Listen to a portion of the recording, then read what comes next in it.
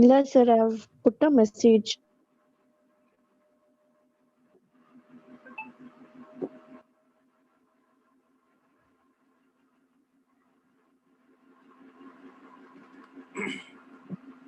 ಅವ್ರಿಗೆ ಹೇಳ್ಬಿಡೋಣ, ಅವ್ರಿಗೆ ಇಂಟ್ರೊಡ್ಯೂಸ್ ಮಾಡ್ಕೊಂಡ್ಬಿಡ್ಲಿ ಅಂತ.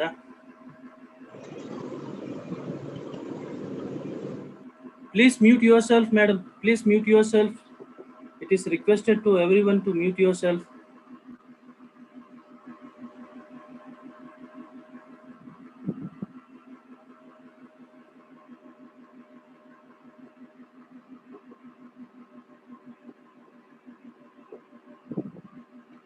So thank you one and all. So we'll start the session. Today's webinar is all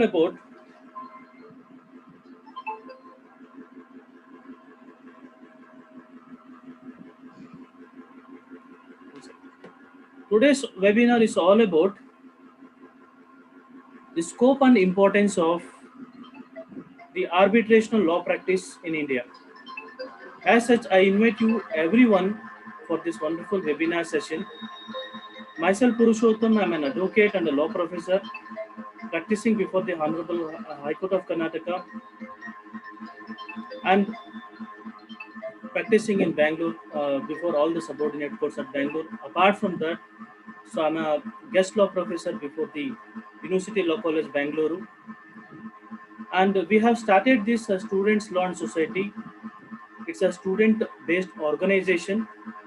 Particularly, we are focusing upon students to involve themselves in the societal activities, in filing public interest litigations, and also involving in intellectual gatherings, and also to do some social service. So this is our motive and the objective of this group. As such, we were conducting the webinars on every Saturdays by 5 o'clock, 5 to 7 o'clock to some extent, or sometimes 5 to 6:30. Depends upon the topic that we have chosen to enlighten the audience. Whereas respected audience are basically law students and also advocates all across Karnataka and also all across India. So this is our fifth law webinar, whereas the first law webinar was where one advocate from Kashmir who has disseminated his legal knowledge. The second one is from Chandigarh. The third one is from Uttar Pradesh.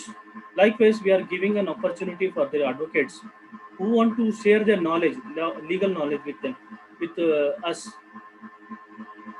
As such, today we are into the session where our distinguished speaker has arrived today, Sukanya Acharya ji. I welcome you, madam, for this wonderful webinar program. As such, you have agreed to disseminate legal knowledge on the basis of the scope and importance of the arbitrational law practice in India. Right, sir. Thank you, sir. Thank you very much, madam. Thank you for coming. Thank you so much for having me here. She is also an alumni of National Law School. She is a research scholar. She is a standing counsel for the central government. It is an appreciable factor. She has shown some time. She had given a time. She is giving a time for delivering her lecture, giving knowledge. She is the founder of the Juris Emeralds. She is the cyber specialist. She is working in an NGO in based Delhi. Likewise, there are many feathers in her cap to describe her achievements, describe about her personality. She is pursuing PhD in the National Law School of Indian University, the prestigious National Law Universities, where I have also done my LLM from National Law School of Indian University in the year 2010 12 batch. So she is doing her thesis regarding the arbitration. As we thought that, so as her thesis is arbitration and the PhD coursework is arbitration, let us discuss some of the areas which we were not aware of. So in this juncture, I would like and invite Miss Sukanya Acharya for this wonderful webinar program. So I thank you very much. Thank you one and all for coming over here. So please do encourage us by subscribing our channel. So it is going live streaming over YouTube. So we will send you that YouTube recording as well. So by that time, you encourage us by subscribing to our channel, where we will come across many more webinar programs regarding with the students, regarding with the general public, regarding with the academicians. So we are giving everybody an opportunity to share their knowledge. Who want to share their knowledge, see, uh, giving a platform is very important. So that is what we are doing from past. We are having that sort of an objective to give him an opportunity for everyone to showcase their talent. So as such, we have started this, and let's go with the lecture program, webinar lecture program. Sukanya Acharya, thank you very much, ma'am, for coming here. Thank you, sir. Thank you, Purushottam, sir. Really glad to be in touch with you. Sukanya Acharya, madam. Yes. Sir, am I audible? You are audible, madam. Thank you, sir, for giving me this opportunity, and I'm glad that I could utilize this opportunity to interact with the students, the law students, and this topic is of utmost importance, given the growing importance of arbitration in our country. So I thank you again, sir, and thank you for this generous introduction. Though I do not have too many feathers on my hat, but I'm trying to accumulate as much of experience as I can through the opportunities that come along my way. Thank you again, sir, for this opportunity.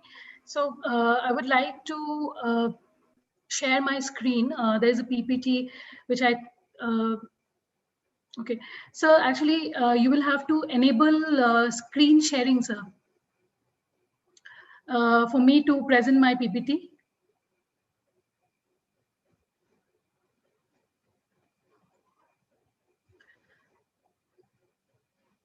It is enabled. Okay, sir.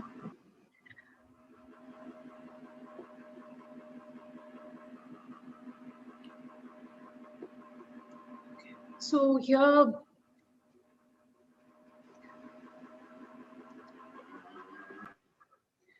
so the topic for today's presentation is scope and importance of arbitration practice in India. So there are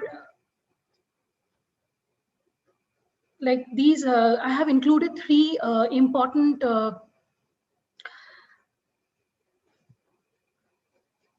quotes by distinguished philosophers. They have not only stressed upon the importance of arbitration, but they have also allowed us to appreciate the fact that arbitration not only existed or not only has been, extensively used in the current times, but also existed, and is among the earliest of the methods or the mechanisms for dispute resolution.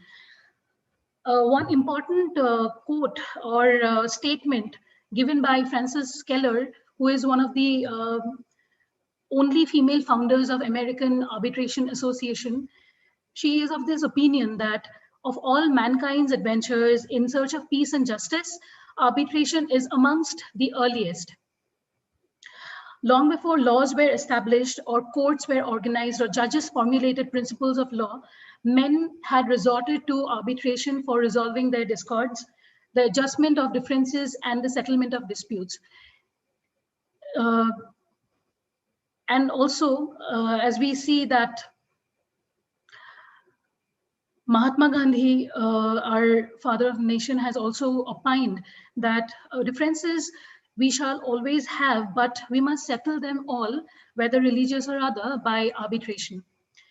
And Herbert Read says that he can not imagine a society which does not embody some method of arbitration. these quotes, the reason why I have included these quotes are because they allow us to appreciate the fact that arbitration has been used from times immemorial, and with the growth of the international trade and commerce cross borders, the importance of arbitration is going to be on the rise in the future. So this is the content of this current presentation today. There is introduction, what is arbitration, legal framework of arbitration in India, why arbitrate, what is arbitrable, the pros and cons of arbitration. Arbitration is post-pandemic era, key skills of an arbitration lawyer, future of arbitration practice or the scope of the career in arbitration practice in India, and the conclusion thereby.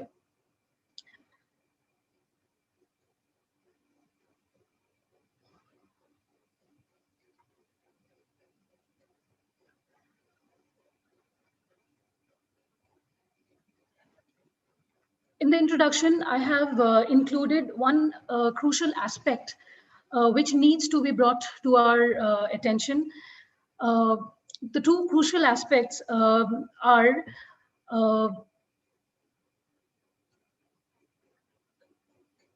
in the Indian dispute resolution landscape, mainly are the ever-growing number of pending cases. This is one of the most critical challenges faced by Indian judiciary. In addition to this, which is also of equal importance and is a critical aspect which defines the success rate of the Indian judiciary in being an effective Indian judiciary. In addition to the number of growing the number of pending cases, growing number of pending cases, is the appointment of judges. There is a lack of in the number of judges, and there needs to be more appointments done. But with respect to the topic at hand that we are discussing today, which is arbitration or importance of arbitration, it is directly related to the ever-growing number of pending cases. Very surprisingly, we actually equate, or we actually understand the importance of arbitration when we justify the need to have more arbitration, or need to have arbitration as the most favorable dispute resolution mechanism, and we directly link it to the pendency of cases in the current situation in the Indian judiciary. Now, if we look at the statistics, 14.2 million cases are pending before the high courts and district courts all over the country. And these 14.2 million cases have accrued over the last 15 years with an increase of almost 1 million per year, which inevitably leads to the delay in disposal of cases. Currently, as per the data available, almost 4 crores of cases are pending before the courts of India. Now, what does this statistics indicate? It only indicates the opportunity that the current crisis that Indian judiciary is facing, that is effective disposal of cases. It gives an opportunity for the growth of having an arbitration practice, a very robust arbitration practice in India. Not only arbitration practice, but also other modes of dispute resolution, like the ADR mechanisms, which comprises of negotiation, conciliation, mediation, and arbitration, along with Lok Adalats and Gram Nyayalayas. They also play a significant role in helping ease the burden of the ever-increasing number of cases before the Indian courts.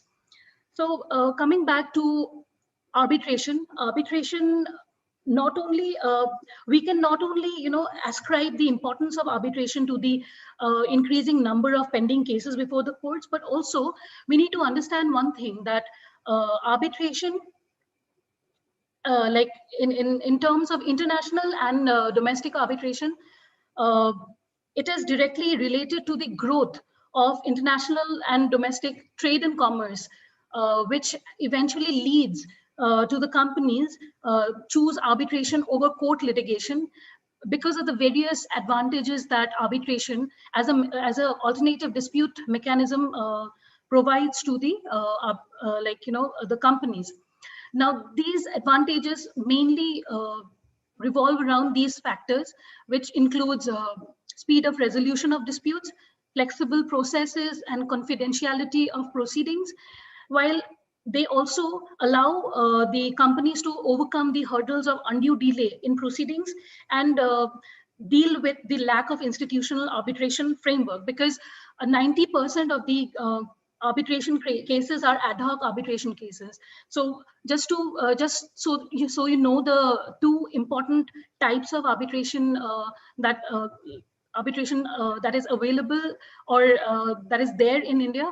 One is ad hoc arbitration and the other is institutional arbitration. Now, ad hoc arbitration refers to the informal structure of resolving dispute with the help of with the agreement between and the consent between the parties, and eventually they allow a panel of arbitrators or a sole arbitrator to adjudicate the dispute before them. So that is an informal process of adjudication of disputes before an arbitral tribunal. On the other hand, institutional arbitration is, unlike arbitration, ad hoc arbitration, informal process adopted by ad hoc arbitration. Institutional arbitration generally involves rules and procedures set forth by the institution, arbitral institution themselves. So we currently we have a couple of important and important and effective institutional arbitration in place in India, and they are also trying to promote the use of promote the growth and the use of frequent use of arbitration, institution arbitration by the parties. Now, the future of arbitration, though, looks cautiously optimistic, because we'll have to understand that there are several advantages and disadvantages, both, that define the arbitration landscape in India. So,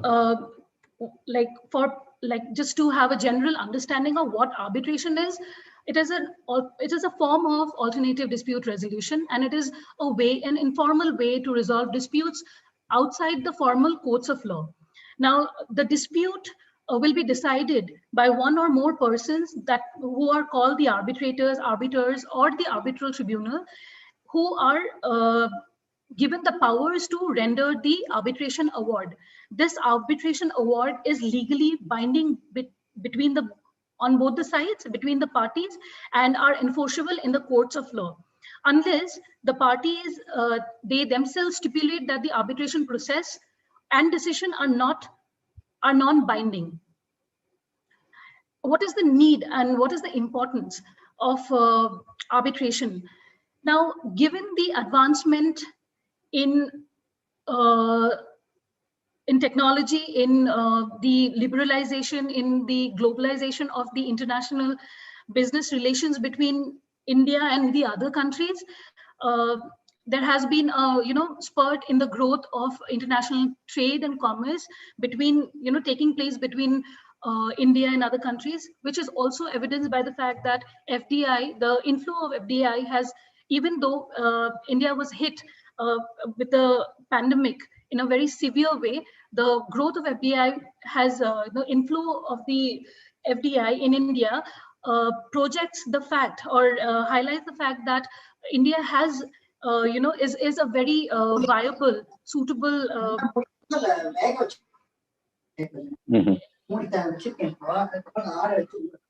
Okay.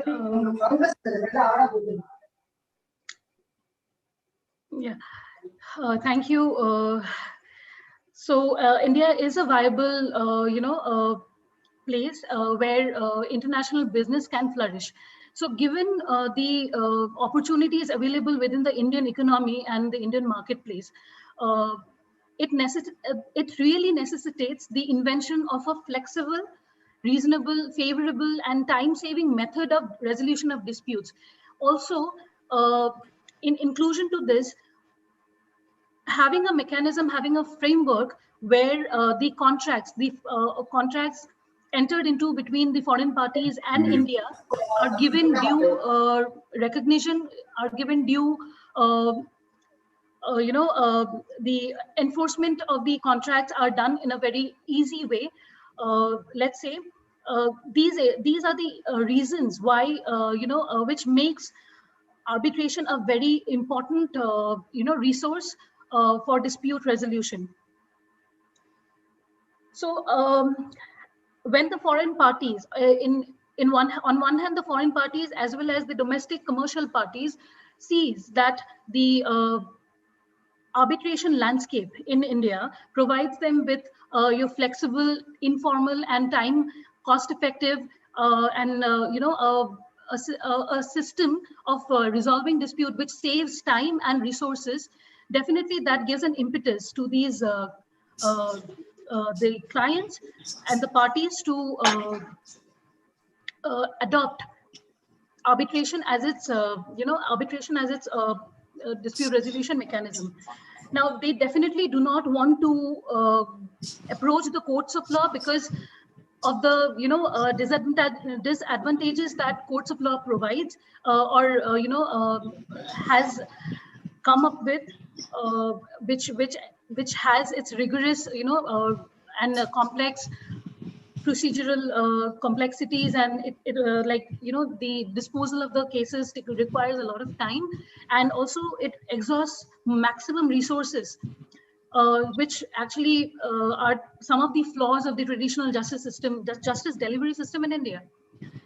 So given the comparative advantages over the traditional justice delivery system in India, arbitration definitely has its advantages, and because of which, according to the survey by PwC, which surveyed the various companies which like with respect to the dispute resolution policy that they adopt, the 70 more than 70% of the companies, they wanted to adopt arbitration procedure to resolve the disputes.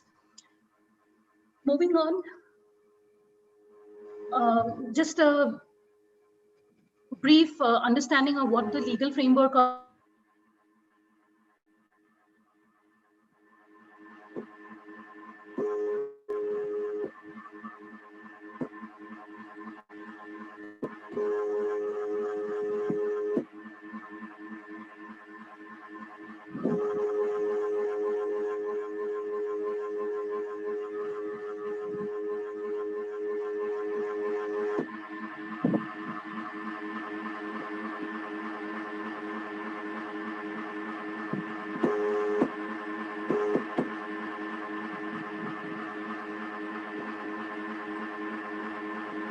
Your voice is audible, madam. Your voice is audible. You can continue. Okay, sir. So basically, the legal framework of arbitration in India, for our understanding, is presented in this slide. The arbitration law is largely based on the English common law. The Arbitration and Conciliation Act, enacted in 1996, which had earlier repealed the 1940 Act, applies to arbitration in India, and the basis of this act is derived from the 1985 UNCITRAL model on international commercial arbitration and the UNICITRAL arbitration rules of 1976. So the current law in place, the current Indian arbitration law in place, basically derives inspiration from the UNCITRAL model law, and is also based on the UNCITRAL arbitration rules of 1976. Though there are a couple of deviations from this model law in certain aspects. The Arbitration and Conciliation Act, with respect to, let's say, the time limit for the disposal of cases, they have our Indian Act has prescribed the time limit, which is not available or which is not stipulated in the UNICITRAL model law. So there are a couple of deviations from the UNCITRAL model law, which is essential and which is important given the landscape of the Indian, judicial system, because of which the Parliament time to time amends the arbitration law to suit the advancements and developments of the legal system.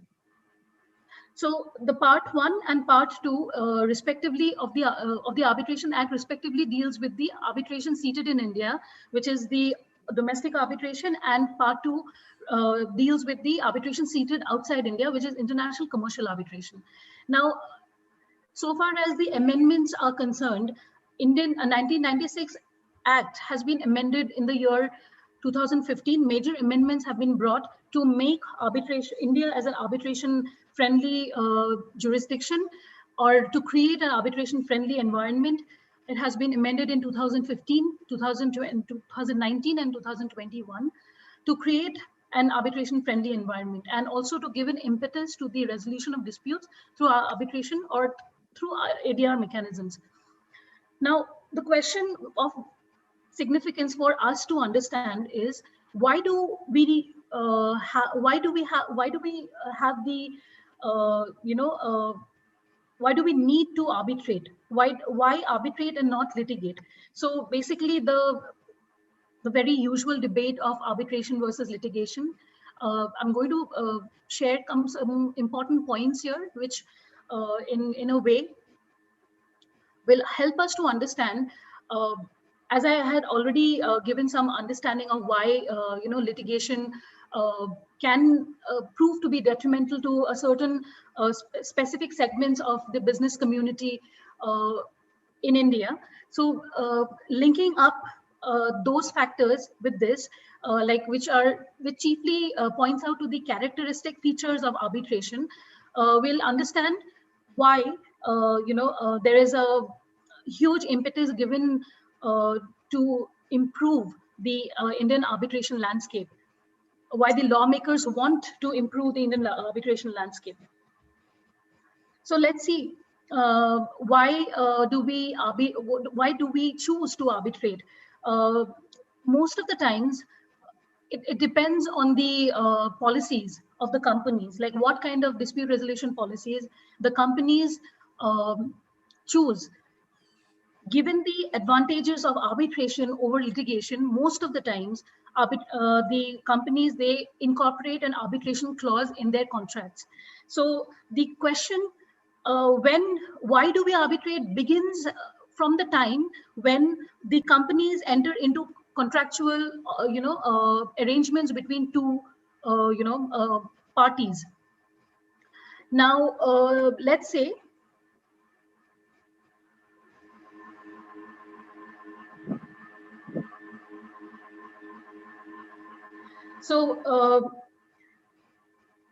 what paves the way for greater use of arbitration? Now, given the advantages, as I was saying, that the companies find arbitration to be a very flexible, system or mechanism of resolving their disputes, which not only helps them preserve time, cost, and resources, but also helps them to preserve their business relations with the opposite party, with which they in the future might as well would want to keep good friendly relations with. So that is one of the major factors why companies basically prefer arbitration over litigation, because litigation, as we know, believes in transparency of the litigation process or the procedures involved, and the public has a right to know what happens in the court of law, which is very contrary to what happens in arbitration. Let's say, let's have a look at the chief characteristics or the important characteristics of arbitration here. Now, arbitration allows, or the arbitration framework allows speed and efficiency in the resolution of dispute between two parties. Now, when we say speed and efficiency, now the entire arbitration process, being an informal process, leads, to the making of the rules as per the requirements of both the parties. So both the parties have autonomy to decide on the process of how they would want the arbitration to be conducted. So that actually leads to a speedier process of dispute resolution. They do not want complex procedural laws to be, applied to the arbitration process. Now, that also leads to an efficiency factor in the arbitration process, because it is tailor-made. The entire arbitral procedure is tailor-made. So Section 19 of the Arbitration Act allows the arbitral tribunal to form its own procedures, and it's not bound by the complex procedures of CPC. So depending on the various requirements of the parties to the dispute, let's say if they do not want evidence to be led on their dispute because the nature of the dispute is such that does not necessitate the evidences to, or expert evidences to be brought on to prove their claims, that aspect is kept aside, and that also leads to saving time, and eventually it leads to a speedier disposal of the case. Now, there is an imposition on the time limits with respect to arbitration cases. The arbitral tribunal needs to adopt a framework or a strategy or a structure so that it can enhance the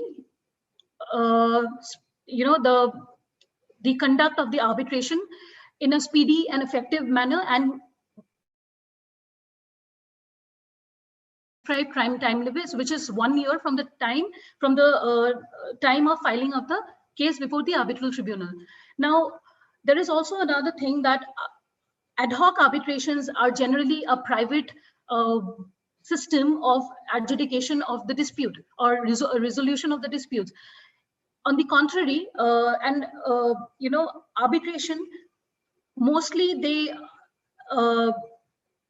if we look into the international arbitration scenario, the most important institutional arbitrations are the LCIA, London Court of International Arbitration, and then we have very important institutional arbitrations across the world, which provides you with a tailor-made procedure, set of rules which governs the entire conduct of the arbitration between the parties. So in that case, the exercise of defining each and every step that will conduct or that will govern the arbitration process is taken away. That generally the parties to the dispute in arbitration, in ad hoc arbitration, has to deal with. So institutional arbitration, in case of institutional arbitration, there are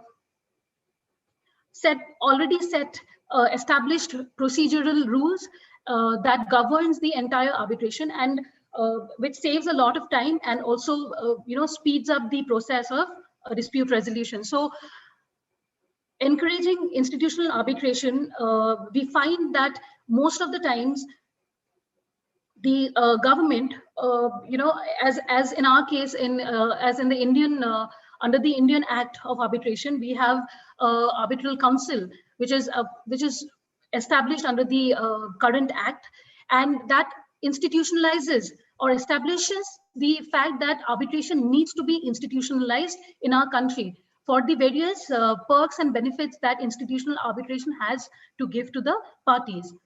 Now, it also reduces the fact that the scope of court intervention has been reduced over the years through various amendments, both at the pre-arbitration and post-arbitration stage, serves as a very important factor why arbitration is given or is recognized to be a preferred mode of investment of dispute resolution, either in commercial or investment or other disputes.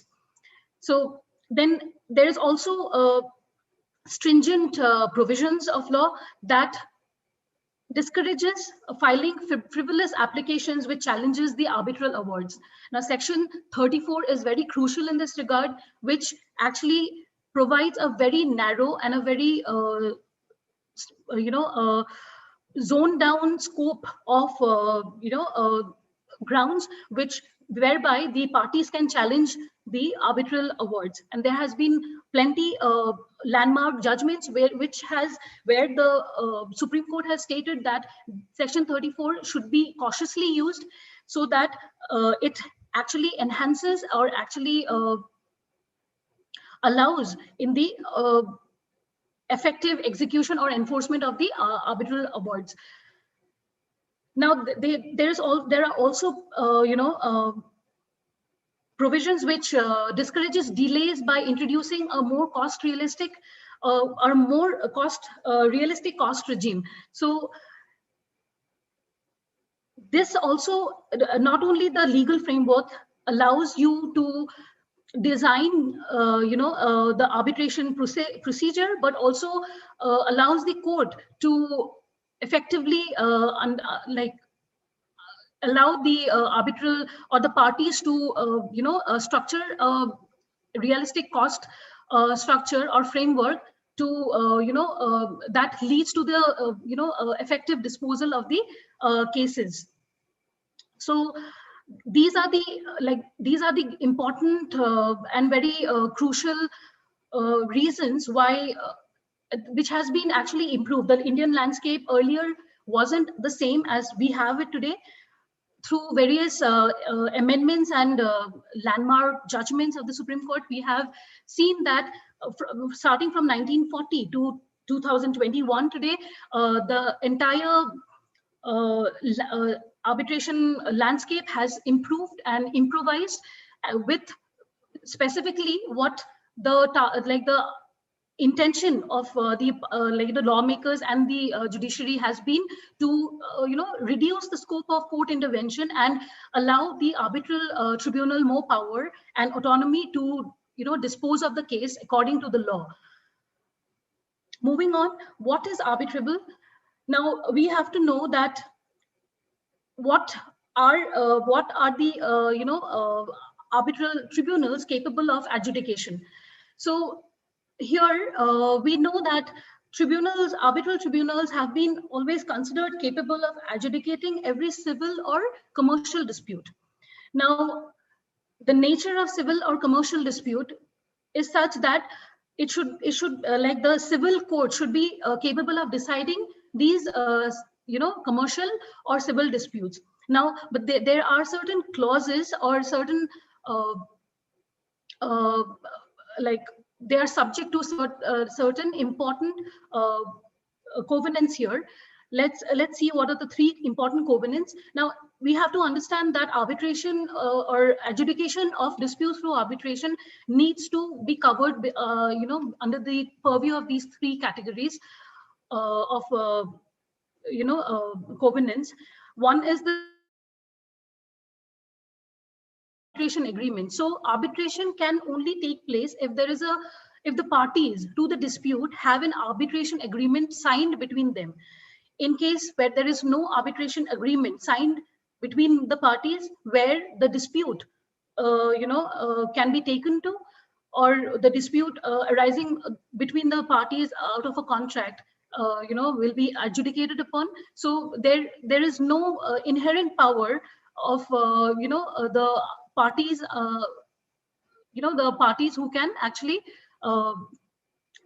one of the parties cannot take the dispute to the arbitral tribunals. Now, the existence of the arbitration agreement or even an arbitration clause which allows the parties to be governed by the arbitration law needs to be in place. So this is one of the predominant condition which allows a commercial or civil dispute to be adjudicated by arbitral tribunals. The second is the party or the parties to the dispute should have the power, should have given each other the power through the contracts that they have, or through the contractual arrangements signed between them, that they are, one of the parties should be able to refer the dispute to arbitration. So this actually indicates that the importance of arbitration clause in the contracts, or let's say a separate arbitration agreement, is of utmost importance and significance in relation to having a dispute arbitrated through resolved through arbitration. Okay. The third is the dispute should be capable of adjudication and settlement by arbitration, which in other words is refers to the arbitrability of the matters. So the dispute should be under the power of the arbitration tribunal or the arbitral tribunal, that they should have the power to adjudicate and settle the dispute by arbitration, which brings us to the second point. The second point mainly says that what types of disputes are not arbitrable by the arbitration. So in the first point, we have seen that disputes which are capable of being adjudicated by civil and commercial adjudicated by arbitration are civil and commercial disputes which can be decided by a civil court. So if a particular commercial or a civil dispute which falls under the jurisdiction of a civil court and can be adjudicated by a civil court, that those kinds of those types of civil or commercial dispute can also be adjudicated by arbitral tribunals. So there should not be a confusion here but then the writing the factors to this to this power of arbitral tribunals before adjudication is that this power to adjudicate a dispute should be governed by the arbitration agreement or the arbitration clause in a particular contract, which has been, the terms of which has been violated. The parties has given their consent. The consent has to be given to arbitration, that such dispute arising out of the contract or contractual arrangement between the parties are can be subject to arbitration. And the third is the subject matter should not be outside the purview of its arbitrability. So it should be capable of being settled and adjudicated by the arbitral tribunals. So if we see the second point, criminal offenses, matrimonial disputes and guardianship matters, insolvency and winding up matters, testamentary matters, eviction or tenancy matters, trust deed and the trust act matters, patent, trademarks and copyright issues, antitrust or competition laws, bribery are some of the most important types of disputes that are not that cannot be resolved by adjudication. So when we talk about the scope of arbitration or the importance of arbitration, the entire discussion boils down to the factor that why arbitration should be preferred over litigation. Now, there has to be very strong reasons as to why a person, like a party to a dispute, should want to take the help of arbitration over the traditional litigation procedures that we have in place. In the beginning, as I have mentioned, that the Indian judicial system at the moment is overburdened with the ever-rising number of cases. There are less number of judges, and given the kind of system that is there in place, or the mechanisms that is there in place, it actually is not it doesn't readily facilitate the early dismissal or early disposal or quick disposal, or let's say the procedure is very complex due to the complexities of the procedures and the, let's say, the ease of adjournment, the facility that is there, where adjournments can take the part, like the councils can take as many number of adjournments. So these kind of procedural complexities make it very difficult for business community or the companies to go to the litigation or the courts of law, or adopt litigation for that matter. Now let's see what are the pros, which are very important features as well of arbitration procedures. Like as I said, party autonomy or the consent of the parties, or the freedom of the parties uh, to decide whether a particular kind of dispute will be submitted to the forum, arbitration forum, or not, is one of the most important feature of arbitration. And that is a advantageous feature of arbitration. Now we know that arbitration actually is an informal way of settling disputes, or resolving dispute between two parties. So the main cornerstone of arbitration or commercial arbitration is party autonomy. Now, what do you mean by party autonomy? In very simple terms, it means that the party has the complete power to decide the entire arbitration process, starting from the type of the disputes that will be subject to settlement through arbitration, to the entire procedure of resolving the dispute through arbitration, appointment of the arbitrators, who like both the parties have their autonomy to bring their arbitrators of choice in the panel. And they can also choose both of them with consent, with their with their consent, can also appoint a sole arbitrator. So there is a lot of autonomy given to the parties under arbitration. Now, when the party has already consented to the arbitration, to the dispute being settled through arbitration, it also leads to the fact that they have control over the entire arbitration process, which also leads them to understand which the addition, or to which steps needs to be taken, and which are the steps which needs to be taken, and which are the steps which may not be taken and can be waived off in the current dispute that is being challenged, or that is being resolved through arbitration. Now it also has the advantage of speedier resolution of disputes based on the prescribed time limits. So within the prescribed time limits, the parties needs to file their cases before the the arbitral tribunal, and once the arbitral tribunal has taken cognizance of the matter and has decided their own competence, whether they are competent enough to decide the matter at hand, within a period of 1 year, the arbitral tribunals are supposed to dispose of the case. Now the let's understand one important aspect here.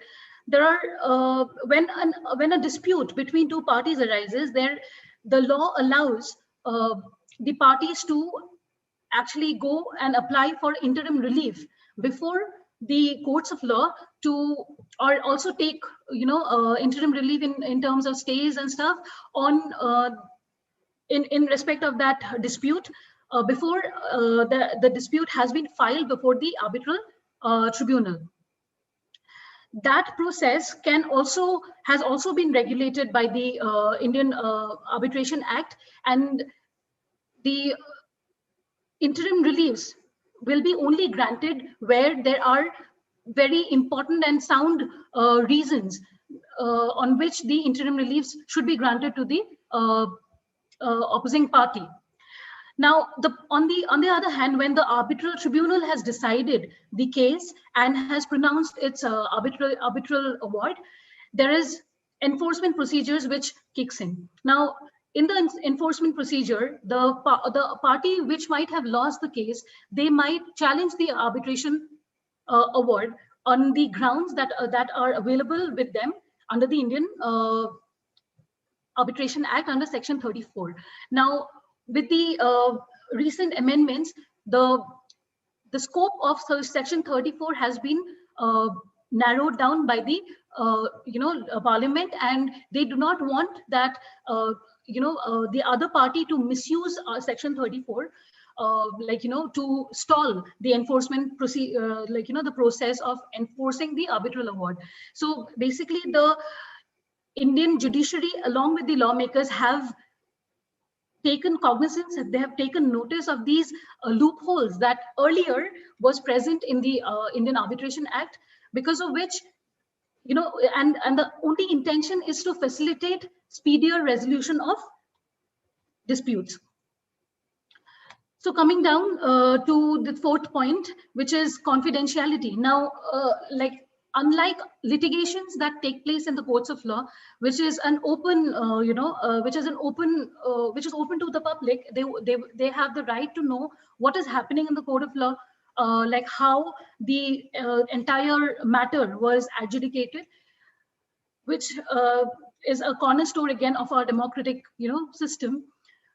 It is very unlike the arbitration is very much unlike the litigation, which allows the parties to actually give consent to having the entire arbitration process to be a confidential affair. Now, they do not want most of the business the parties to the disputes are large corporations and companies, where important aspects of their business will be discussed and deliberated upon, and will also be put to adjudication before the arbitral tribunal. They would not want their customers or consumers to be affected by the fact that their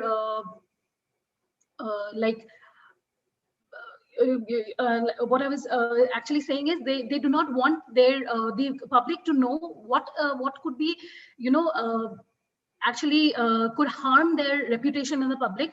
So confidentiality also again kicks in only when both the parties gives their consent to confidentiality. There are many cases where the entire procedure or the process of arbitration is not disclosed to the public, but the cause of action, the nature of the dispute, and the final award or the outcome is brought to the public domain, so that it also remains transparent with respect to the the kind of matter that has been arbitrated upon. So confidentiality is again one of the areas where party has its power to decide. Now let's come to the finality of outcome, or the arbitral tribunals have the power to bind the parties upon their consent with the arbitral award. The award that is passed, or the arbitral decision at the end, after at the end of the adjudication of the dispute, is generally binds the parties, and they cannot appeal to another higher court of law. So there is a finality of outcome, and which also stops the floodgate of appeal going to the higher courts of law. That also gives credibility to the arbitral awards. Now you have simplified an informal process. We have already seen that arbitral process is are simplified because the parties have the autonomy to design and structure their arbitral processes, and it is informal in nature. Then there is prevention of hostility. Well, in litigation, most of the times there are cases where both the parties turn hostile, or there are examples of hostility between the parties. In arbitration process, most of the times, because the disputes takes place between two commercial parties, they want to keep their business relations intact, and therefore, because the consent of both the parties are required, and and it is autonomous decision making there, that leads to the prevention of hostility between the parties. So they want, in the future, they want to have a good business relation, so they do it with the consent of both the parties. The entire procedure of arbitration is consensual in nature. So we know what is control now, which is akin to party autonomy. And then we have flexibility in the ability to select the arbitrators from the pool of arbitrators, the seat, the venue, and the scheduling of arbitration proceedings. There is a lot of flexibility that can be done in arbitration process. Now there is facilitation of recurring future business relationships between the future business or future relationships between the concerned parties, which is almost akin to the point that hostility is by far prevented in arbitration matters. And there is lesser judicial interference in the process of arbitration, which means that the parties cannot at every step go and apply for a relief from the court, asking the court to interfere with the help of a order to be passed upon a particular step, or at a particular segment of the arbitral proceedings. So the idea of having arbitration in place means arbitration should actually act as an autonomous judicial body, which enhances the quicker and speedier and effective resolution of disputes between the parties. Having more of judicial interference would mean that the effectiveness of arbitration as a dispute resolution mechanism is undermined. So the pros includes the lesser judicial interferences. So going to the cons of arbitration. Now, as we know that one of the disadvantages of having arbitration or a dispute settled through arbitration is the limited scope of appeal. Now, and this can be viewed in two ways.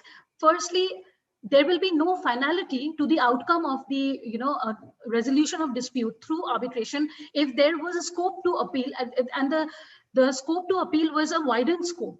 So under section 34 of the Indian Arbitration Act, we see that the grounds on which arbitration award can be challenged are very narrow. So which means that the party should be willing to accept the arbitral award as final and binding at the end of the adjudication by arbitration. Now, there is this understanding that if we allow the scope of appeal to be extended and wide, there will be no end to the dispute, and that could also incur massive losses to the corporate the companies or the parties in dispute, which also inherently would increase the cost, and the time and efficiency of the entire process would come under question.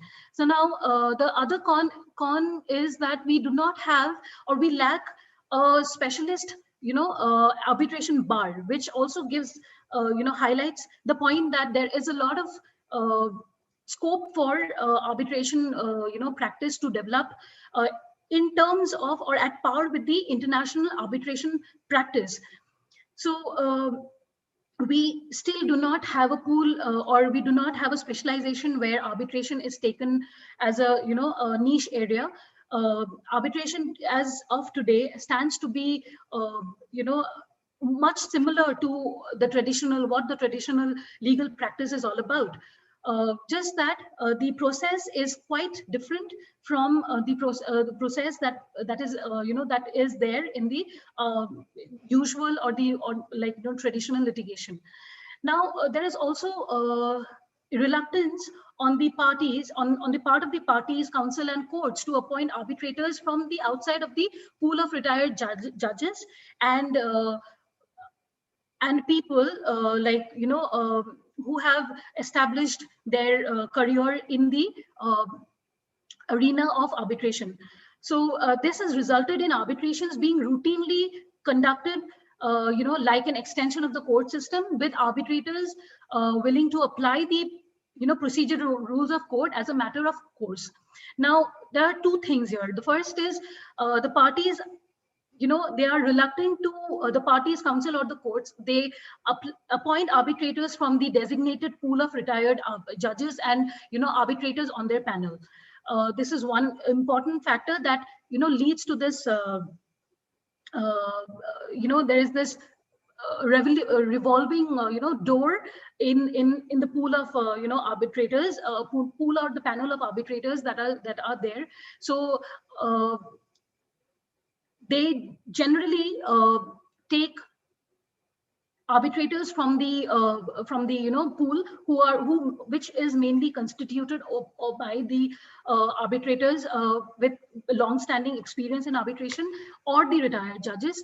Now what happens is, when the retired judges again are routinely appointed to be arbitrators in arbitration matters, the system or the process or the procedure of arbitration becomes like an extension of the court system, where the arbitrators, they willingly apply the procedural rules of court as a matter of course. So one thing is, we do not want the arbitration to become another extension of the court system. So there has to be the fact, we have to understand the fact that arbitration is an informal process. The the autonomy of the parties, consent of the parties in understanding and deciding how the arbitration is going to be arbitration is going to be conducted, should be informal in nature, which should not be as lengthy or as complex as the procedural system of the traditional courts are. So this is one of the main drawbacks that the parties face with respect to arbitration. Then there is a lack of proper transcription facilities in India, which results in hearings taking significantly longer hours than they should, and which also reduces the cost and time efficiencies of arbitration. Now there are lack of arbitral institutions which are at par with the international counterparts. Though we do have Indian arbitral institutions, but I feel that their procedures and the rules and the facilities that they provide needs to be more at par with the international institutional arbitrations or arbitral institutions. So if we want to promote arbitral institutions to be the forum for the arbitrations at large, they also need to enhance, improvise and modify their existing set of rules. We have MCIA, which is an private arbitral institution based at Bombay, which is recognized to be one of the very effective and efficient arbitral institution, in addition to the one that is there at Delhi. Also, we have a couple of arbitrations which do host arbitrations in the south, like the Nani Palkiwala arbitral institution. And there are others also, other private arbitral institutions also, which allow private parties to come and use their facilities in the discharge of their disputes through arbitration. Now, with regard to one important aspect that currently India lacks is a legal framework with regard to the third-party funding. So since we do not have a legal framework or a law that governs the third-party funding in India, like third-party funding is a mechanism through which the entire dispute of a party is funded by a external company or external party. So the regulations that need to come in to regulate the extent of the involvement of the third party funding in India with respect to that particular party in dispute needs immediate attention. And therefore, we can also say that the 2021 amendment to the made to the 1996 Act creates uncertainty in the Indian arbitration regime. We have the 2021 amendment has made significant changes to the section 31, which actually alters the scheme of the arbitration and gives power to the courts to adjudicate upon the the cases of which challenges the arbitral awards. So that actually has set that has actually created uncertainty in the arbitration regime, because it has altered the scope of and objectives of the Arbitration Act per se, which is to have more autonomy given to the arbitral tribunals with terms in terms of the providing finality to the outcome of the arbitral awards. Now, arbitration in post-COVID-19 era. Now, we know that with the pandemic being in place since the past 1.5 years, we have seen that a much chaotic situation has come in place, and as a result of which arbitration, for that matter, litigation or resolution of disputes through arbitration or traditional litigation has been severely affected. But on the contrary, the positive aspect that needs to be seen is the advancement and the improvisation that has been done by the judiciary and the court system, that they have adopted technology to enhance or to facilitate the resolution of disputes through e-courts and through the virtual online like, let's say, the facilities that's there. Now, digital arbitration or let's say online arbitration, most of the important let's say arbitral institutions internationally have come up with standards of procedure which actually governs the arbitrations that are administered under the arbitral institutions. Let's say ICC, SIAC, WIPO, LCIA. Also, the Indian arbitral regime has also adopted the protocols that allows for arbitrations to be conducted with the help of virtual conferences or virtual online meetings and virtual conferences. Though there are problems that arise at technical, procedural, legal and existential challenges with respect to using virtual technology while adjudication of the dispute, but still the future of arbitration seems to look like technology assisted arbitration, or the future looks towards online dispute resolution, which includes online or digital arbitration or digital litigation, or the e-court system for that matter. So the mechanisms have been deployed that facilitates the rules that governs online the adjudication of disputes through the processes of arbitration. What we actually will be getting to see in the post-COVID era is the fact that though there is no substitute of physical arbitrations, digital arbitration can actually be very cost effective and can also enhance can be cost effective, can be saving time of the parties, of the counsels in traveling from one country to another, let's say, and the use of advanced technologies which can facilitate the while the cross-examinations are happening, while taking evidence, which is very important, the use of advanced technology or advanced cameras that can allow the process of taking evidence to be fair, to be transparent, will also be a game changer in the in the era where during the times where digital arbitration would slowly grow and also be adopted in addition to the physical mode of conducting arbitrations. So online dispute resolution is slowly growing, but it has potential. It has the let's say the the capability to deliver fair and let's say effective resolution of disputes, or fair outcomes of dispute.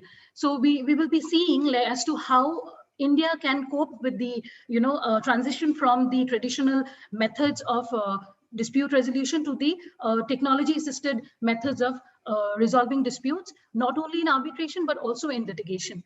So we can see more of technology taking place, technology assisting the procedures involved in arbitration and litigation.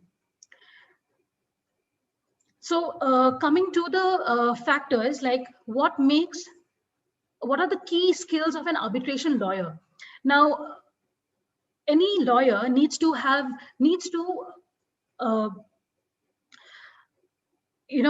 they need to have mastered the art of advocacy. There is no dispute to that fact. And along with the mastering of that art of advocacy, you need to have an earnest willingness to learn and perform the mundane tasks that are involved in preparing the case. So now you need to be a keen learner, and also you need to be a performer with attention to the details. You need to have you need to know how to prepare the documents. You need to know how to let's say manage the cases, manage the formats of the documents, and very minute in a minute way, without trying to execute the work without any errors. So you need to have this willingness to learn, plus you need to also deliver your tasks with attention to the details, and a very you need to understand what are the documents that can actually lead to preparing the case in an effective manner. So apart from that, you need to have the working knowledge of the laws and rules. In arbitration, you need to know how to structure the ad hoc arbitration, or for that matter, if you are going to administer or conduct the arbitration in an arbitral institution, you need to be conversant with the rules that govern the govern the procedure of arbitration under the arbitral institution. You have to prepare the cases with all minute error free being prepare the cases without any errors, I'm sorry, and also with attention to the details. You need to have so that there is less errors in the documents. Then in addition to having the formal education in the law schools, you should also find out specialized institutions which only train you in arbitration or ADR mechanisms, and obtain certifications from such leading institutions that train lawyers to effectively conduct the arbitrations or other ADR mechanisms of dispute resolution. In addition to that, you should also write articles and enhance your writing skills. There has to be you should be visible in the community, in the legal community, where you actually take hold of your where you share your opinions, then case law analysis, if you can write research papers and share your knowledge.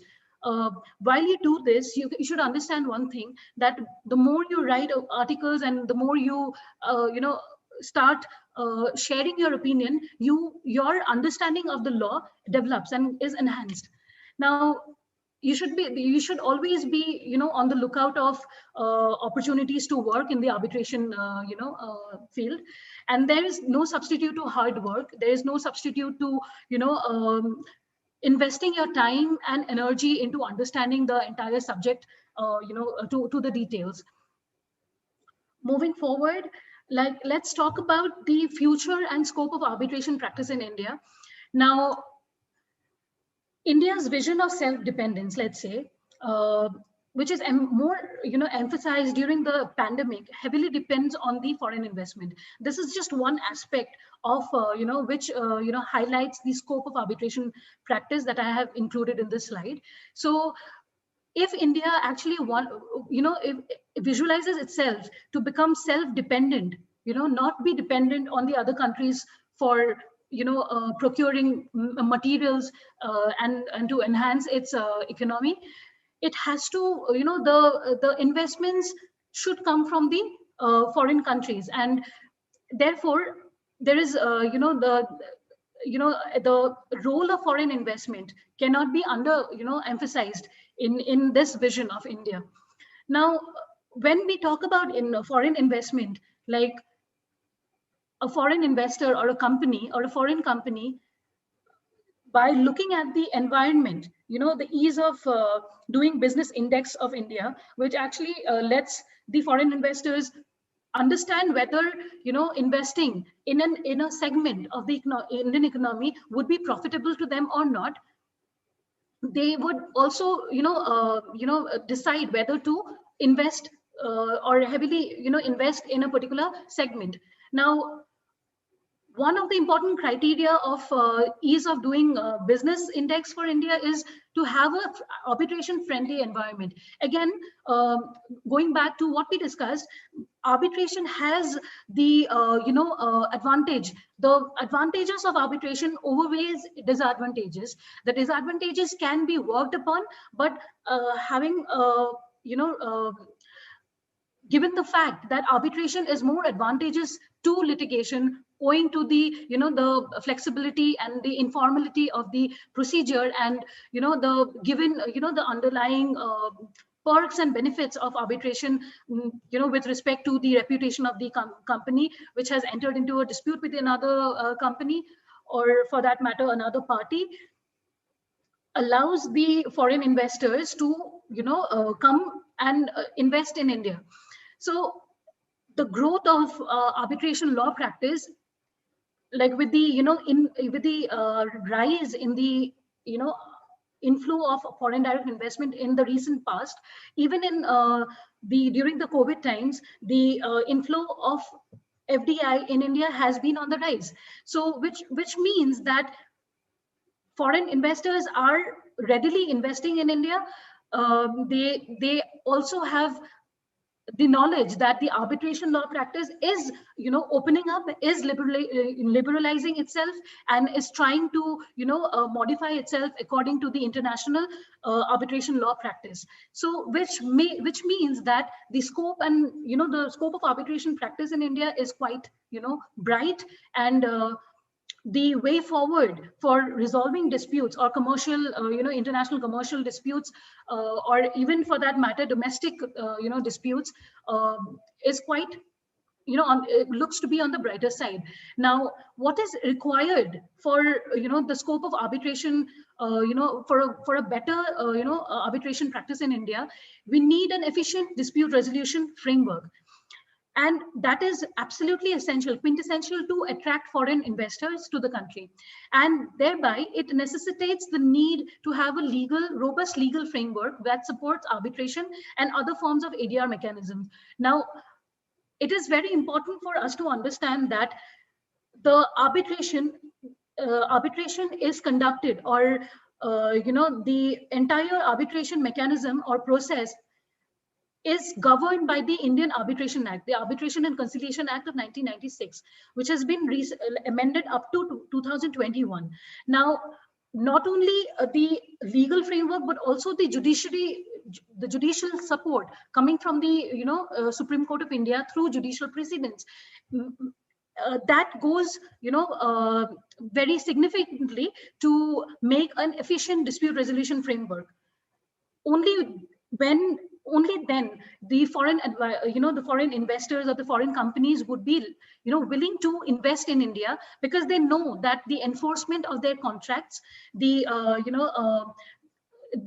contracts will be given, the enforcement of the contracts will be given some, they would be, let's say,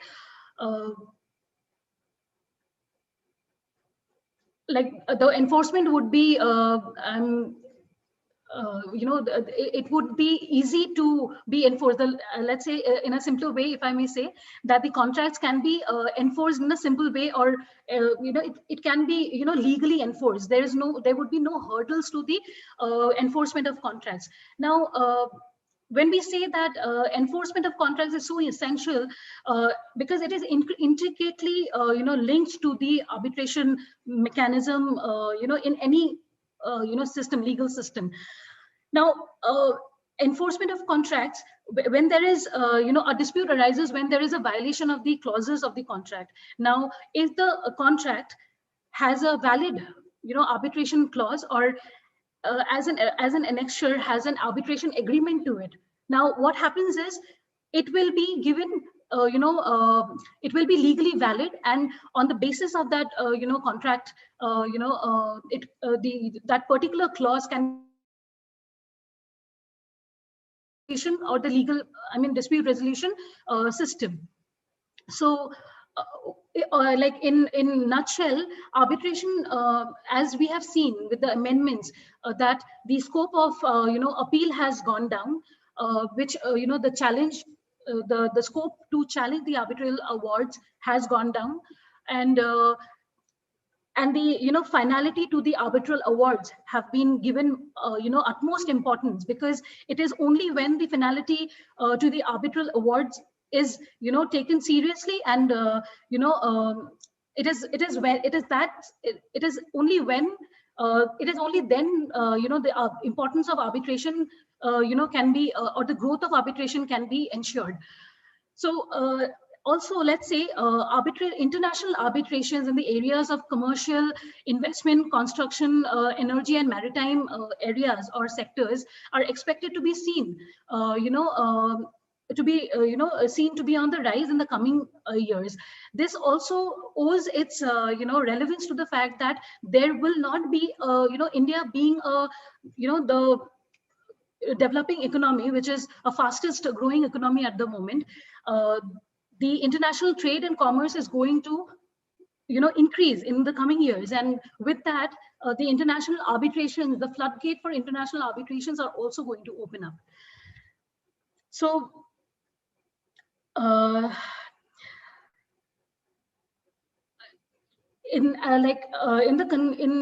would like to conclude by saying that the career for the legal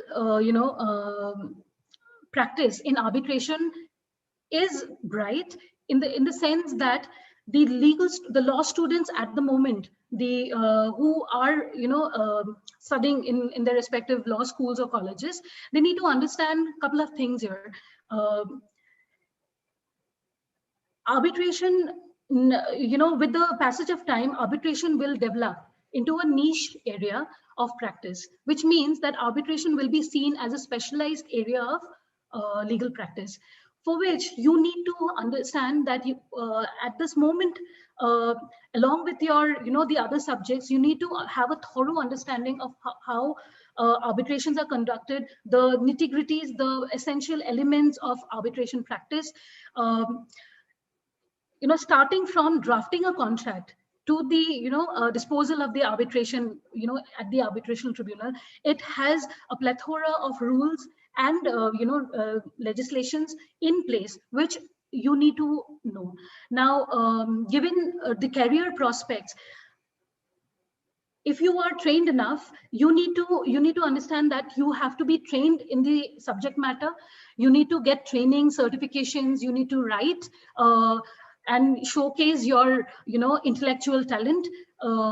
Should be conversant with the judicial landmark judicial cases, and also should be willing to work in a law firm where or with a senior counsel, or in a law office, and you should be open to opportunities where whenever you find an opportunity to work on an arbitration matter, you should take make use of that. Also, during your internships with let's say with international and national arbitral arbitration law firms or any law firm for that matter, which practices arbitration. You also have the opportunity to, gain experience as arbitral, secretaries or arbitral tribunal secretaries. We do not really have that practice in India at the moment, but like internationally, there are positions that arbitral international arbitral institutions, they allow a person to intern or even experience as an tribunal secretary, to understand how the entire process of arbitration is conducted. So there are certifications in different organizations, like in the foreign in the international sphere, which allows you to actually get the requisite experience in arbitration. Other than that, in today's in today's time, most of the leading law schools, law colleges as well, topmost colleges as well. Along with that, there are private institutions that have come up. They provide courses in arbitration, and you should be able to utilize that to have to carve a niche in your specialization around the arbitration practice. That said,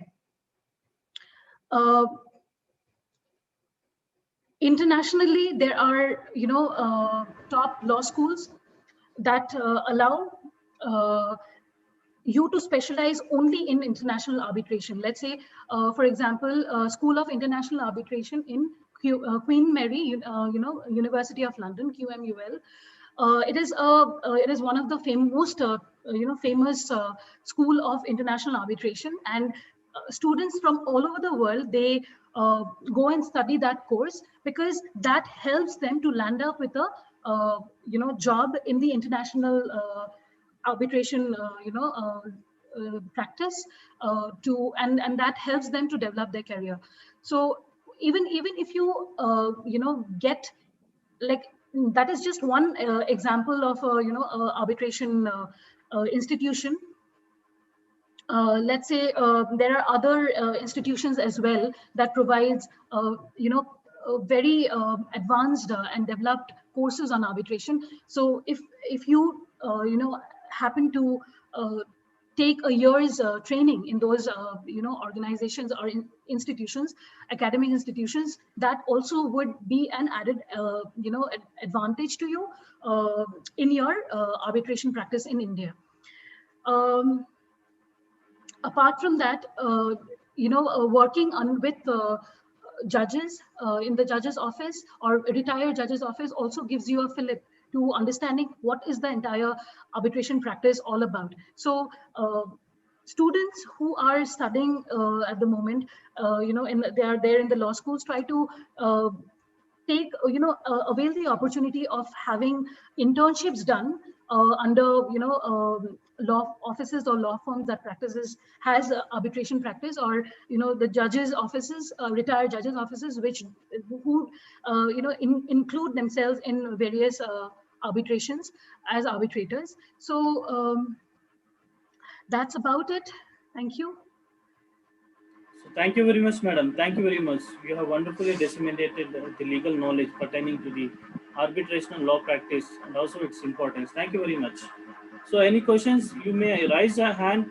So I will unmute you, so where you can ask question.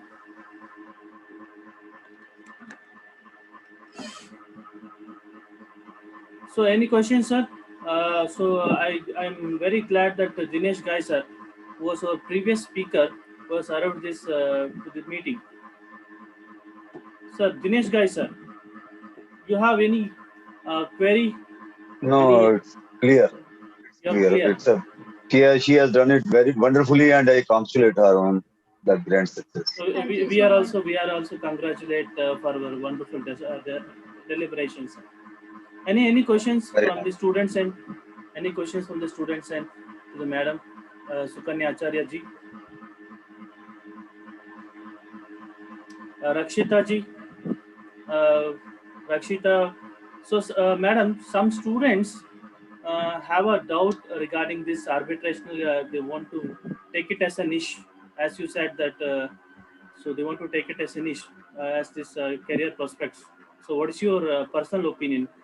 Do they find any stability in this career kind of a step? Sir, practically speaking,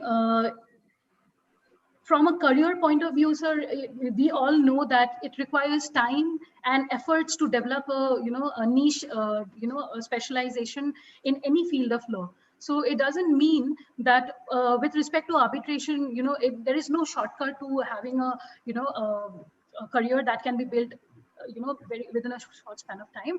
All I'm trying to say is given the guidelines or given the experience or the kind of work that is involved, a student or a student on the verge of starting their legal practice should give their time and effort to understand the practice surrounding arbitration law in India. So not only they need to know about the laws in place, the rules in place, but also they should be able to work on from the ground level, like preparing the cases and understanding the nature of documents that is required to make the case. So like basically the evidences also, like the art of advocacy, as I told earlier, that you need to understand that whatever you're doing in a court of law, you would be replicating the same thing before the arbitral tribunal. So there is no difference per se. So having understood the art of advocacy, how to cross-examine, what kind of documents, how do you prepare your witnesses, what kind of problems you face, in establishing your claims or establishing your points across, will play a major role. So it is like, you prepare yourself from day one in your law school by understanding what the law is, and then understand the gamut of all the other let's say the rules and regulations and the the associated laws that are in place. Like, let's say contract law is also plays a dominant role in arbitration. So because most of the times you see domestic commercial, international or domestic commercial arbitration arise out of a contractual dispute. So so from the very beginning itself, students have to prepare themselves if they are interested, given their interest in the subject. I believe that getting to work with a good law firm or a or an established law firm with a good arbitration practice will give them a lot of exposure and experience.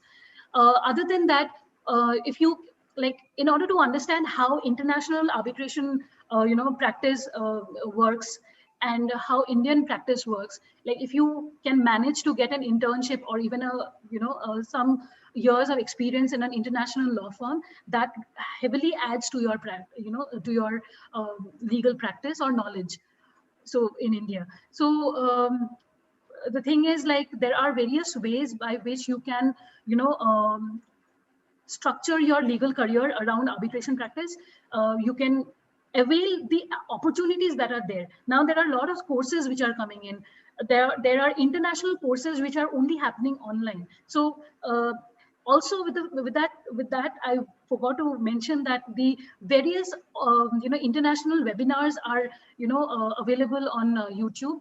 So students should listen to the discussions and understand, try to make sense of the discussions that happen, not only at the international level but also at the domestic level. We have Nishit Desai, and they are doing wonderful work. They have a website where they periodically come up with updated research papers. So taking inspiration from their work, the law students should kind of update their knowledge by following these websites and the research tools. So it is like you have to work your way up from the ground up. And I mean, yeah. So thank you very much, madam. Thank you, thank you. Any queries, sir? Any queries from the students end? Any queries, Diveshri? You have any queries? Most of them thought that so the arbitrational practice is a lucrative practice. Where it is a lucrative practice, sir. I agree to that, because we have to understand one thing, that the lucrativity of arbitration practice again boils down to the fact that what is arbitrable and what kind of disputes are arbitrable and what kind of disputes are not arbitrable. So in one of the one of the points that I have mentioned, that there will be rise in international arbitrations in the coming, in the future, because of the kind of trade and commerce, international trade and commerce that are happening in today's time. So when there is a flux, a greater flux of international trade and cross-border transactions happening, there are always possibilities for contractual disputes to arise. Then with the liberalization of foreign investments in different sectors, when foreign investors come into picture, international commercial arbitrations take place. So not only that, so like the scope of investment arbitration, like the international treaty investment arbitration also, you can see that there will be a scope for people to participate in, or to gain experience in international, investment treaty arbitrations, which involves, the foreign investors on one hand and the host country, the government of a host country on the other hand. So we know that the Vodafone case has been, fought between Indian government and the, Vodafone company, which has showed us the fact, that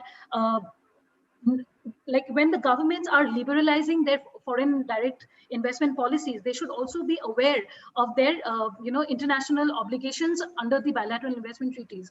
So in that way, investment arbitration, commercial arbitrations, domestically, also internationally, will be on the rise. Do you mean to say that the courts have failed in their duty in discussing the justice concerning with the commercial transactions? Do you mean to say that the courts system is failed? Yeah. So, sir, we know that if you look at the data, that there are almost around 4 crore cases pending before the high courts and district courts in India. Now we do know that the commercial courts have been put in place. They have been they are in place, but then how do we understand, or how do we balance the efficacy between a private form of adjudication through arbitration and the commercial courts, which is nonetheless a traditional, which is a wing or a segment of the traditional justice delivery system. So again, going back to the advantages of having the point, like the advantages of like having flexible procedures, getting rid of the complexities in procedures, then the party autonomy, the way they want to design the arbitration, it definitely gives them a leverage as against the court system or the commercial court system. The commercial courts will definitely, will be a competition to arbitration, practice. Definitely, it will be a competition. But given the way arbitration is developing itself in the recent times, I think the option to either arbitrate or take the dispute to commercial courts will be open to the companies. As I initially told, that the companies, they adopt a dispute resolution policy. So it is not necessary that all the disputes will only be arbitrated. They can also be taken to the commercial courts. Let's say if the amount that is involved in the dispute is very less, they definitely would want to incur large costs to get benefits or to get their claims adjudicated through arbitration. They would definitely take help of the commercial courts within the jurisdiction of their disputes. So I understand that it is the decision of the company as to what kind of, and the counsels, again, the lawyers will be in a good position, should be in a good position to advise the companies as to, with respect to what matters arbitration should take place, and with respect to what matters, you can, litigate the, matters before the commercial courts or traditional courts. So it depends on the relief also. One more question from our audience. So please speak directly. I'm not able to view who who has sent this. So when litigation brings more benefit in terms of compensation, monetary benefit, why an advocate should bring in arbitration? Does not he cause loss to his clients? That is the question of our audience. So it is a very there is a little bit of a understanding issue here. Like advocates do not decide whether arbitration will actually take place or not. It is the prerogative of the parties. As I mentioned already, that arbitration is a consensual process of dispute resolution. That means the consent of the party is the foremost and the most fundamental aspect of having a dispute resolved through arbitration. Now arbitration is always based on the arbitration agreement, or the agreement between the parties to take their dispute to the arbitration tribunal. So an advocate will have a say at the time of drafting the contract, at the time of advising the companies, right, whether to arbitrate between whether to take the nature of dispute to arbitration or not. Let's say they can also the advocate, it depends totally on the practice experience of the advocate, how they are going to advise the company, so that they can also ensure that the company do not incur losses in the future. Arbitration being a cost effective, speedier, flexible, informal, and mostly the consent of the parties, it is a autonomous exercise, like where the parties consent to what they want to achieve out of that arbitration. So basically the entire the idea of arbitration only starts at the time of contract drafting. So like if two business organizations are entering into a contract, at that point in time they will either have have to have a arbitration clause in place, or they will have to have a separate arbitration agreement which states that the disputes arising out of any or all disputes arising out of the contract will be decided by the arbitral tribunal, and then the procedure will be laid out. So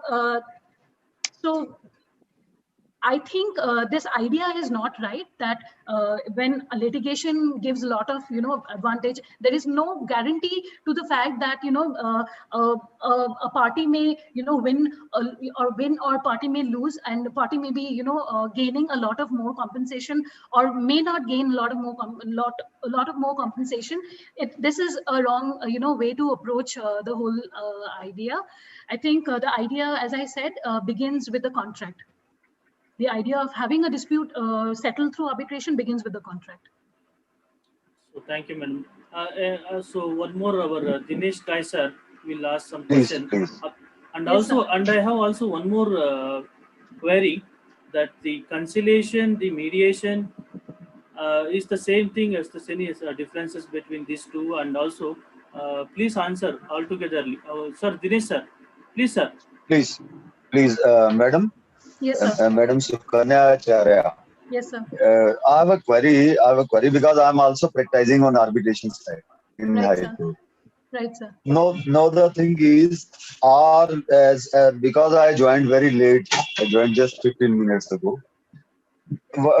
Are all the companies bound to follow to have this clause of arbitration clause to be there during their disputes and all that? If there is a contract between the two companies, one is a national, other is in abroad, There is are the various clause of aspects. can they go to civil court also? Can they incorporate the clause of civil court also? As per me, no. Yes, so I'll answer to that. Firstly, sir, Purushottam sir, what the question you asked, conciliation is not the same as mediation. A conciliator is appointed. A person will act as a conciliator to the let's say to the settlement of the differences between two opposing parties. So conciliation, there is no finality the conciliator does not have the power to bring about a finality to the outcome of the settlement of the differences. So a conciliator can reconcile, help the companies or the disputing parties to reconcile their differences. They can bring them to a table, and then they can actually help each other understand what their differences are, how they can amicably settle their differences, right? And then they can write, each other, there can be a facilitation, between the two parties to understand each other's claims and then come to a settlement. Uh, let's say a credit lending company which lends credit to public or to business houses. They have lent x amount of money to x company or y company. Now the company has failed to pay the installment amount, right? Now this kind of a situation where the company has defaulted in paying the credit lending company the amount of money that they should have paid, and the amount has accrued along with interest. So a conciliators can be appointed, and they can actually be asked to discuss their positions, what are the claims existing between the two parties, and they can make them come to a conclusion. So one of the party will either disagree that they do not have this many claim as the other party is claiming to have. So basically conciliation is a way of bringing two parties close, together, and amicably settling the dispute, so that it doesn't, the dispute can be amicably settled. That's it. It doesn't need to have any judicial intervention or court intervention. On the other hand, mediation, a mediator is appointed in a mediation process, where again the differences and the disputes between the two parties are facilitated by the mediator. At the end of the mediation process, they look into each other's claims and considerations, and they try to come to an amicable settlement. If both the parties give their consent, upon achieving their consent, what happens is the mediator writes a mediation agreement, and both the parties sign the agreement, and that mediation agreement can be enforced by the court of law. But there is also another thing, that at the end of the day, mediation can also fail if the other party do not agree to settle their disputes amicably through in the presence of the mediator. So these are essentially the processes. Both try to settle the matters out of court without going to the arbitration, because again arbitration is also a similar judicial process, where the judges award has the status of the final award, and there is finality of the arbitral award, but it is unlike conciliation and mediation. So coming to your question, so the vital point you need to understand as a lawyer here is that if you are representing a company and the company has certain claims, is he online? I am not able to. He's online. Yeah. Okay. So yeah, so responding to your query here, so you have to understand that if you are representing a company and the company has a claim with another party, another business connection or business party, so you'll have to see that what does the contract actually say. Now I would stress upon the fact here that the contract is the main agreement or the document which will allow the the parties to understand what should be their strategy to resolve their dispute. Now initially, as I told that, sir, the contract needs to have a dispute resolution clause. Now the companies are not bound to only follow arbitration. At the time when two companies or two commercial houses are entering into a contractual agreement, they will have a dispute resolution clause at the end of the agreement, towards the end of the agreement. Now it is absolutely the prerogative of the companies. When the companies negotiate the contract between each other with each other, they will see whether the dispute resolution, what should be the dispute resolution policy. So for, let's say, for example, the company, the parties are more interested to go to the commercial courts, so they will incorporate a dispute resolution clause stating that any or all of the disputes arising out of this contract will be subjected to the jurisdiction of the respective commercial court, right? On the contrary, if they think that the amount that will be involved, the time that will be taken to for the performance of the contract is huge, so they will have to be guided by their counsels and by their executives that the amount, the cost involved will be too high, that and therefore there are various other factors also that needs to be taken into consideration while drafting that dispute resolution clause, that whether going to the court will be more cost effective for them, efficient, efficiencies in time and cost, they will have to gauge between the two factors, like whether taking the dispute to commercial court they can have better justice, or seeing the arbitration performance of arbitration lawyers, or the case laws, the way they have been, the precedents that has been set. So seeing that, they will actually take a decision whether to take the matter to the arbitration or not. All of this decision is done at the negotiation phase of a particular contract. So there can be tires also.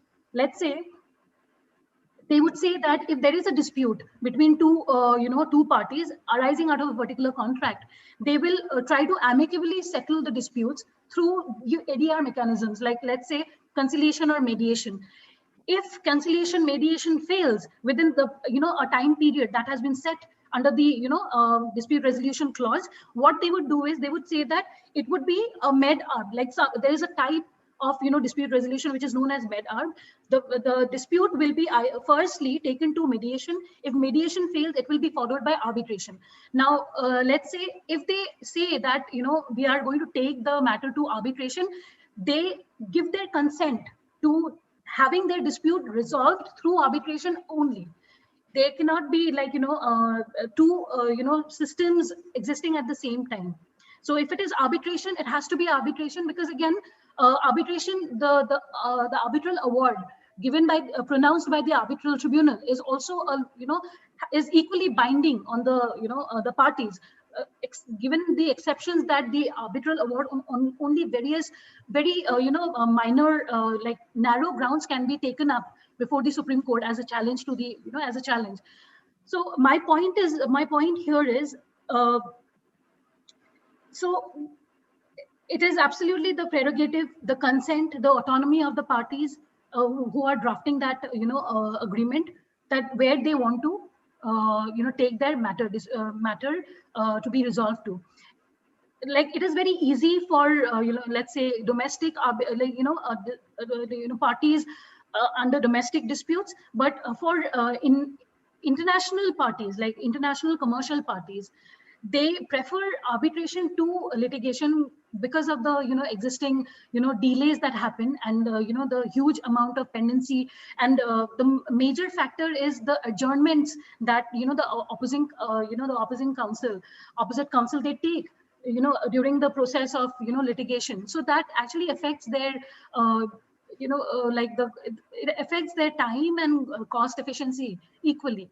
So all in all, it is a decision that needs to be decided upon at the very beginning of their drafting of the contract. So thank you very much, madam. Thank you. Wonderfully, you have disseminated wonderfully. I congratulate you for your wonderful lecture. Thank you, sir. So it's a completely an enlightenment for all of us. So I thank you very much, one and all. So presently, Diveshri, Shaktidar, Venkatramanaik, Rakshita, Usha, Jyoti. So everybody, yeah, ma'am. I think sir wants to say something. You need to unmute him. Yes. Please unmute him.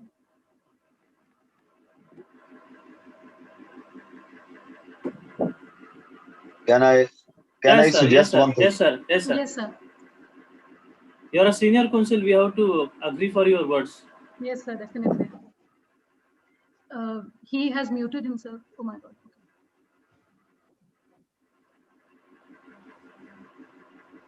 Right, sir. Please speak, sir. Dinesh, sir. Ah, I was saying that since it is a lecture for the students who are yet to join the law as a profession, so my suggestion is that whatever specialization you want to go in for, I'm audible, na? Yes, Yes, yes. You sir. are audible, sir. Uh, whatever specialization you want to go in for, that is a subsequent process, whether arbitration or civil law or criminal law or land revenue and all that. Yes. What my practical experience has been, what I have been guiding to my interns and all that, Yeah. that one has to practice at least for 1 to 2 years before the district court to learn the procedure. Yes. The reason is, if you directly go and appear before the Honorable High Court, before the High Court judge, he puts a query on procedure. You are not aware of the procedure. You learn what is the civil procedure, what is the criminal procedure, and whatever is the other factors that can be practically be got done only by joining some senior at the district court level. So whenever a law student comes out to join somebody, he should, because when one completes the law, he is always having daydreams and all that. Yes, everything is ready and the plate is ready, and he should come and have the breakfast and all that. Nothing like it. Yes. You have to prepare for the your basic procedure. You must at least go for one minimum 6 months with some lawyer at the district court level to know the procedure, to go through the procedure, because even in the arbitration law, when the arbitrator is appointed, there is a complete civil procedure. The witnesses are examined, they are cross-examined, they are re-examined, everything is there. And number two, even after the arbitration awards are passed by the arbitrators of who are the retired High Court judges or the Supreme Court judges, that is also subject to challenge under Section 30. Madam knows, under Section 34 before the learned sessions district judge, where you file objection and that order is made a court order, and then that is further challengeable before the Honorable High Court in the shape of FU, RFAs, and all that. Then Supreme Court. That no, there is no law in the law of land for restraining anybody from approaching the higher court. There is that's everybody's right to go to the higher court, challenging any sort of, you can even civil, criminal, arbitral. The aggrieved party has a right to go to the even Supreme Court, SLP under Section 136. So what my suggestion is that instead of directly joining the profession at High Court, even if one's father or grandfather is judge of High Court or a senior advocate in the High Court, he or she must join at least for 6 months to 1 year to know the basic procedure at the district court level. That's what Madam, do you agree to this? Definitely, definitely, sir. It applies as I earlier stated that the art of advocacy, everything which is akin to the court procedures, whatever happens in the court of law takes place before the arbitral tribunal. So you need to know Yes. the basics, the art of Basic law. advocacy, in the Yes. sense That's of what how to cross-examine, and all that needs to be thoroughly understood. So it is always advisable that you practice before the courts of law also, and you be with the practice original under jurisdiction. seniors. Yes. Yes. Very And true. number two, yes, that's what I was suggesting, because that struck to my mind that I must say this thing. Yes, sir. Okay. So every queries, every doubts, and every confusion or a chaos that is being removed in our So mind. Hope so. actually, there is one query put out by. So so as the time is already 7. Yes. So you are agreed for 5 to 6:30, and you have extended. Yes. So Yes. you have walked more. Yes. So you have walked That is more, fine, and sir. it is an appreciable, and it is an That intellectual is fine, sir. Fine. intellectual discourse and intellectual kind of discussion. So She as has done we it know that, wonderfully. definitely we have Thank to you, sir. appreciate a lot. She has prepared a lot actually, And Yes. so the last So evening she was yelling out that she will deliver a PPT. It shows her studiousness for every law student Yes. and lawyers should have. okay, sir. So the society, I remember one word. Society is not static, but it is dynamic. It is keep on changing. So Correct. as such, we need to upgrade ourselves. This is so. And Madam also told that. So once we want to become an arbitral lawyer, a lawyer who specializes in the arbitration has some priorities or prerequisites to be adopted in ourselves.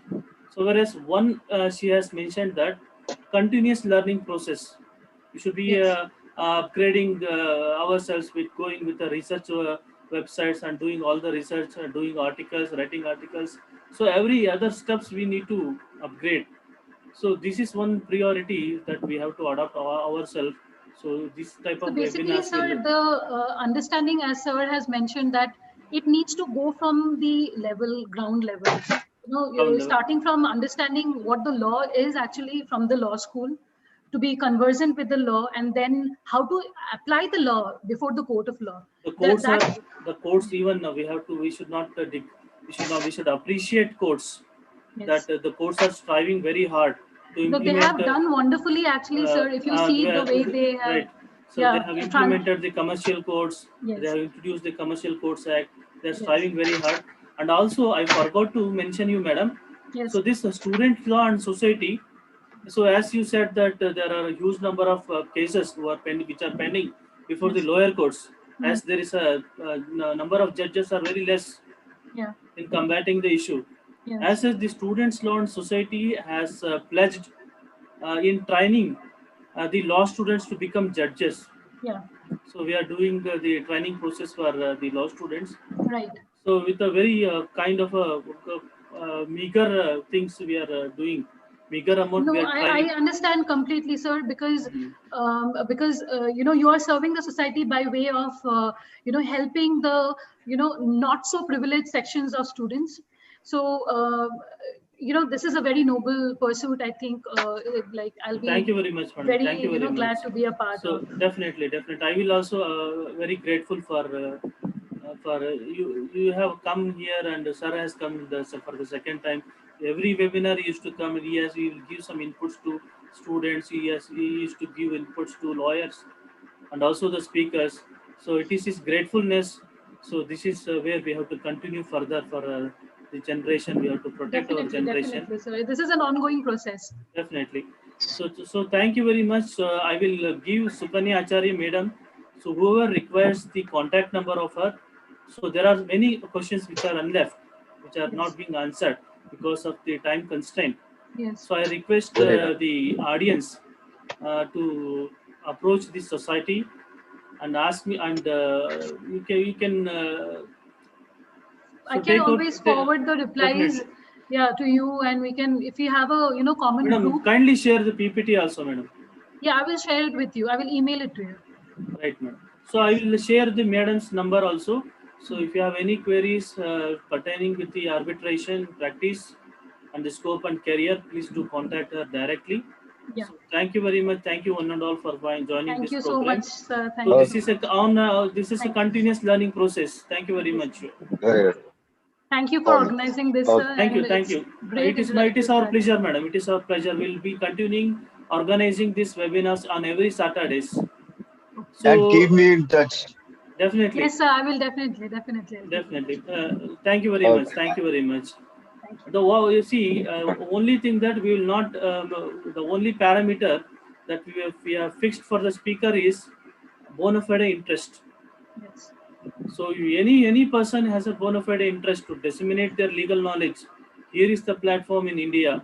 Here is the platform in Karnataka. We are providing an opportunity to express their views, express, share their knowledge, share their legal knowledge, uh, and be a part of the upliftment No, of I the think society. it is a wonderful platform. Any platform which helps students to understand the nuances of law. I think to understand how to become a better lawyer. It is a very good initiative, sir. Thank you really very much. Thank appreciate you you very for much. that. Thank you, madam. Thank you so much. So Okay. thank you all. Thank you one and all. Closing this session. Thank you. Jai Hind. Thank you. Yeah.